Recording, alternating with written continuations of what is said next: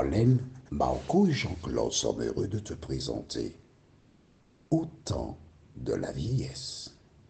Nos références sont Psaume 71, verset 9 et Exode 2, verset 15 à 20. Psaume 71, verset 9 et Exode 2, verset 15 à 20. Juste avant, prions. Notre Seigneur et notre Dieu, merci pour la parole. Merci pour ta présence. Merci de nous diriger dans le chemin du salut. Merci Seigneur de rassurer toutes ces personnes âgées qui passent par des moments difficiles, qui souffrent de solitude et qui sont abandonnées. Ô notre Père, notre Dieu, nous croyons que tu as toujours un projet pour celles et ceux qui se confient en toi. Saint-Esprit, merci de sceller la parole en nous, nous t'en prions, au nom de Jésus, pour ta gloire éternelle. Amen. Rappelle-toi, nous avons vu dans Psaume 71, des versets 6 à 8, ce qui suit. Dès le ventre de ma mère, je m'appuie sur toi. C'est toi qui m'as fait sortir du sein maternel. La maman de David, dès la procréation, elle a inculqué son fils. Elle lui a donné les éléments. Elle lui a appris qu'il y a un Dieu qui existe. Du reste, lorsqu'on regarde bien la vie de David, on parle peu de la maman. On sait qu'il a un père, des frères, mais pas du tout de la maman. Mais lui, il fait cette déclaration. Il nous dit que c'est là, la première école, c'est dans le sein de sa mère. Et qu'il est son puissant refuge. Rappelle-toi, c'est lui qui a combattu Goliath et qui a remporté la victoire. Le verset 8. Que ma bouche soit remplie de tes louanges, que chaque jour elle te glorifie. La bouche de David, que disait-il? Que racontait-il? Il ne parlait pas des gens. Il parlait de ce que Dieu a fait pour lui dans sa vie. Il ne faisait qu'exalter l'Éternel. Chaque jour, elle glorifie Dieu. Mon ami, quand tu rencontres des personnes, et il m'est arrivé d'avoir contact avec des personnes âgées, et j'ai encore en mémoire une femme qui était mondaine, une femme qui était dévergondée, une femme qui avait un pouvoir sur les hommes. Des années plus tard, quand cette femme voyait une jeune fille qui avait son comportement quand elle était jeune, au lieu d'approcher cette jeune fille et essayer de l'aider, elle tirait à boulet rouge sur la jeune fille. Elle est une païenne, elle est ceci, elle est cela. Non. Je m'adresse à toute personne âgée. Tu as été jeune. Tu as eu tes moments, on va dire, d'égarement. Des moments où tu as fait des choses qu'il ne fallait pas. Lorsque tu prends de l'âge, tu es la personne la mieux placée pour expliquer aux jeunes, pour leur parler, pour les aider. Au contraire, au lieu de les aider, tu es là pour les condamner, pour les critiquer. Tu n'as rien compris à la vie. Nous continuons maintenant. Verset 8, je le reprends. Que ma bouche soit remplie de tes louanges, que chaque jour elle te glorifie. Quand toi, personne âgée, tu es là, au lieu de prendre ton téléphone pour parler des gens, utilise ta bouche pour rendre gloire à Dieu, pour chanter. Et c'est pourquoi que je chante chaque jour, c'est pour te rappeler que les chants existent. Au lieu de parler des gens, lis ta Bible et sois aimable pour partager ce que tu découvres avec d'autres, de telle sorte qu'ils puissent rencontrer Jésus. Le verset d'aujourd'hui, c'est le verset 9. Ne me rejette pas au temps de la vieillesse. Quand mes forces s'en vont, ne m'abandonne pas. Ah oui. La crainte des personnes âgées, c'est d'être abandonné. La crainte de beaucoup de personnes âgées, c'est de se retrouver seul.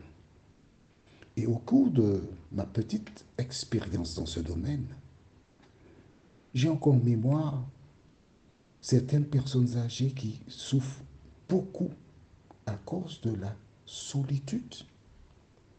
Parce que la vie est difficile. Elles n'arrivent pas à s'en sortir. En dehors des frais médicaux, quand elle se réveille, j'ai encore en mémoire cette personne qui me disait, la vie n'est pas facile. Est-ce que je peux cuire des haricots rouges? Je suis seul et je ne mange pas beaucoup. Est-ce que je peux cuire un fruit à pain? Je ne mange pas beaucoup. Donc elles sont toujours en train de bricoler quelque chose pour manger à cause de la solitude. Et c'est pourquoi David, conscient de cela, il a rédigé ce psaume. Ne me rejette pas au temps de la vieillesse, quand mes forces s'en vont, ne m'abandonne pas. Toi qui lis la Bible, toi qui la comprends, tu dois mettre en place une stratégie sachant que tu deviendras âgé. Pose-toi la question, quelle organisation que je peux mettre en place de telle sorte que lorsque j'aurai un certain âge, je ne me trouve pas isolé. Revenons à notre récit avec Moïse. Que s'est-il passé? Nous retournons dans le livre de Exode 2. Il deviendra vieux, Moïse, et tu comprendras pourquoi nous faisons ce parallèle. Exode 2, versets 15 à 20. Pharaon apprit ce qui s'était passé et il cherchait à faire mourir Moïse. Mais Moïse s'enfuit de devant Pharaon et il se retira dans le pays de Madian où il s'arrêta près d'un puits. Le prêtre de Madian avait 7 filles. Elles vinrent puiser de l'eau et elles remplirent les auges pour abreuver le troupeau de leur père. Les bergers arrivèrent et les chassèrent. Alors Moïse se leva, prit leur défense et fit boire leur troupeau. Quand elles furent de retour auprès de Réel, leur père, il dit, pourquoi revenez-vous si tôt aujourd'hui? Elles répondirent, un Égyptien nous a délivrés de la main des bergers, et même il nous a puisé de l'eau et a fait boire le troupeau. Et il dit à ses filles, où est-il? Pourquoi avez-vous laissé cet homme? Appelez-le pour qu'il prenne quelque nourriture. On s'arrête ici. Waouh, magnifique. Voici Moïse qui a pris la fuite. Parce qu'il se dit que Pharaon va me tuer. Et il a raison. Il arrive près d'un puits. Et que se passe-t-il? Il voit encore une nouvelle injustice. Il prend le combat à son compte et délivre ses filles qui étaient maltraitées par des bergers qui avaient l'habitude de profiter sur elles. Mais la Bible dit qu'il y avait les bergers, donc ils n'étaient pas seuls, ils étaient plusieurs. Et Moïse, à lui seul, les a terrassés. Pourquoi? Je t'ai expliqué que certainement, il avait fait du judo, du karaté. Et donc, ça a été une chose facile pour lui de terrasser ces individus et permettre à ses filles d'avoir gain de cause. Regarde la différence. Aucune des 7 filles présentes ne lui propose, eh bien, viens chez nous, on va te présenter notre père. Non. On voit qu'elles ont une absence de maturité. Mais quand elles arrivent chez leur père, donc une personne âgée, c'est lui qui a le bon sens pour dire, mais où est-il? Mais pourquoi vous ne l'avez pas invité? Mais non, allez le chercher. Vois-tu, on a tendance à mettre les personnes âgées de côté. Mais les personnes âgées ont l'expérience. Elles ont la sagesse. Et elles doivent être en mesure de, entre guillemets, monnayer cela. Comment? Lorsqu'il y a une situation, tu dois, 3 personnes âgées expérimentées, faire une proposition qui est une bonne. Et ainsi, chaque fois qu'on a besoin de conseils, on sait qu'on peut venir vers toi parce que tu ne dis pas des bêtises. C'est ça. Tu es une lumière. Justement, la chanson que je voudrais dédier à toutes les personnes âgées s'intitule Brillante étoile. Je lirai une seule strophe de ce magnifique cantique. Brillante étoile, étoile du matin, toi, conduis-moi. Quand tout est noir, obscur sur mon chemin, toi, conduis-moi. Pourquoi vouloir sonder comme autrefois? L'avenir, non, un seul, pas à la fois. Qui que tu sois, quand tu t'appuies sur Jésus, l'étoile du matin, il te permet d'avancer et de grandir dans tous les domaines.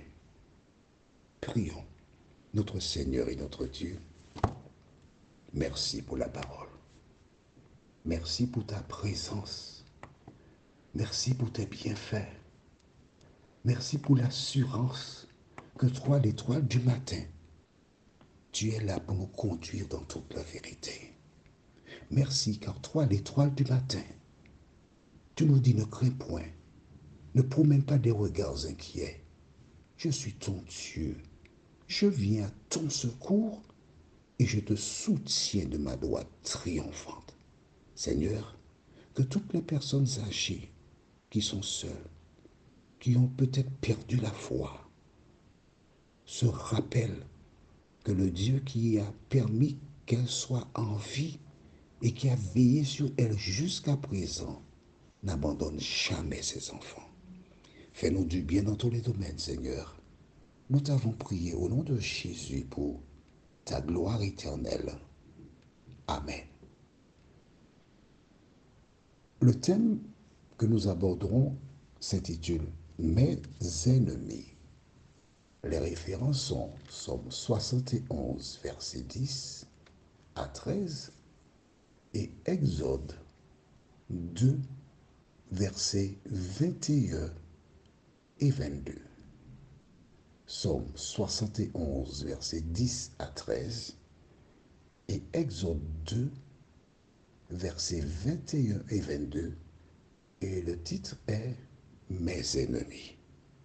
Est-ce qu'une personne âgée a des ennemis? C'est ce que nous verrons à l'occasion de notre étude prochaine. En attendant, que l'Éternel continue de te bénir et à bientôt.